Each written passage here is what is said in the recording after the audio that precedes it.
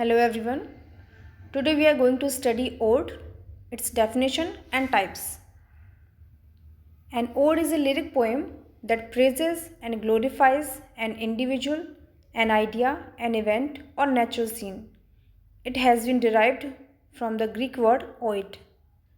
It was used by the Greeks as a song sung with lyre or to the accompaniment of some kind of dance and music.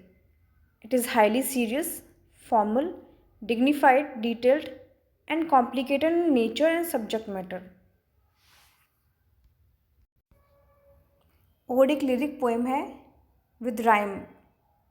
इसमें किसी व्यक्ति, विचार, घटना या प्राकृतिक दृश्य की प्रशंसा की जाती है। इसका जन्म ग्रीक भाषा के शब्द ऑइड से हुआ है। इसका प्रयोग ग्रीक लोगों के द्वारा एक गीत के रूप में किया जाता था, जिसे लायर नामक वाद्य यंत्र पर किसी प्रकार के नृत्य या संगीत के साथ गाया जाता था। यह एक नेचर व सब्जेक्ट मैटर में काफ़ी सीरियस, फॉर्मल, डिग्निफाइड व डिटेल्ड होती है, यानी कि काफ़ी गंभीर, औपचारिक, गौरवशाली व विस्तृत होती है in subject matter.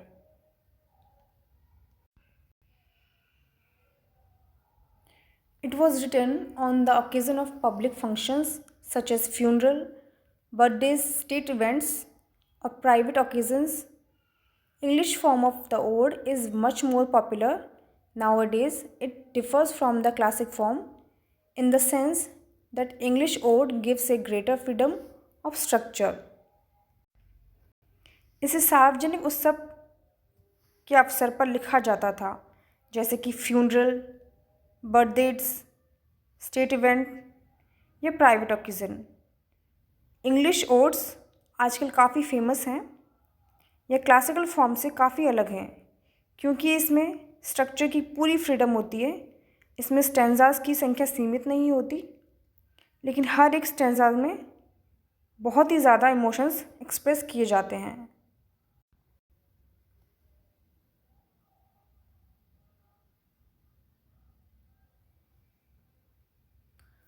Odes are of three types, including Pindaric ode, Horatian ode, irregular ode. सबसे पहले हम Pindaric ode पढ़ेंगे। It was named after an ancient Greek poet Pindar. He wrote odes as choral poems. These choral poems were meant to be sung with some music and dance at public events. He divided this form of ode into three parts: strophe, antistrophe, and a final stanza, called a pod. This form of ode was adopted by Edmund Spenser, John Milton, Abraham Cowley, John Dryden, Thomas Gray, and William Wordsworth. इस odd का नाम प्राचीन Greek poet Pindar के नाम पर रखा गया। पिंडार ने कोरल पोएम्स यानी कि भजन के रूप में इन ओड्स लिखी। ये कोरल पोएम्स किसी पब्लिक इवेंट्स पर म्यूज़िक व डांस के साथ गाई जाती थी।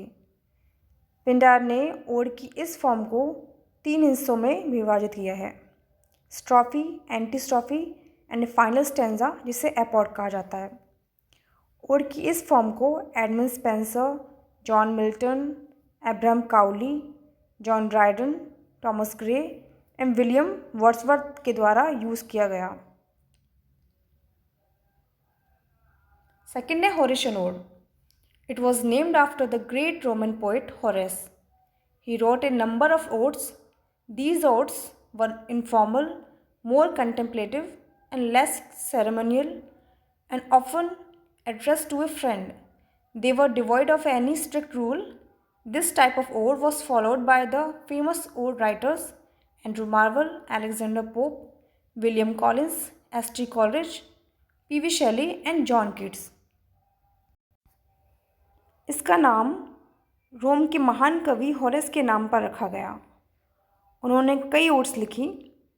ये ओड्स अनौपचारिक, बहुत ही ज़्यादा कंटेम्पलेटिव और बहुत ही कम सेरेमनियल होती थी। ये प्राय किसी फ्रेंड को एड्रेस्ड की जाती थी। ये किसी प्रकार के स्ट्रिक्ट रूल्स फॉलो नहीं करती हैं।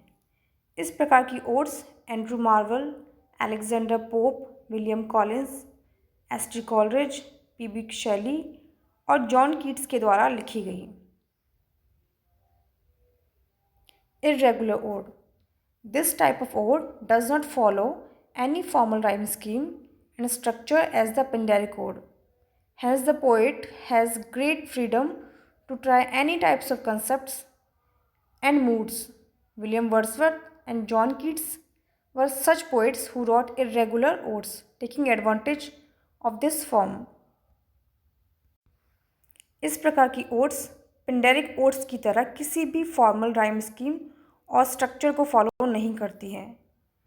पोइट पूरी तरह फ्री होता है किसी भी प्रकार के कंसेप्ट्स और मूड्स को यूज़ करने के लिए। विलियम वर्ड्सवर्थ और जॉन कीट्स ने इस प्रकार की ओड्स लिखी हैं।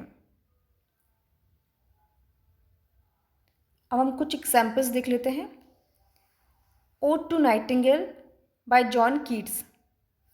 इस पोएम में जॉन कीट्स ने नाइटिंगेल को एड्रेस करते हुए ओड लिखी है।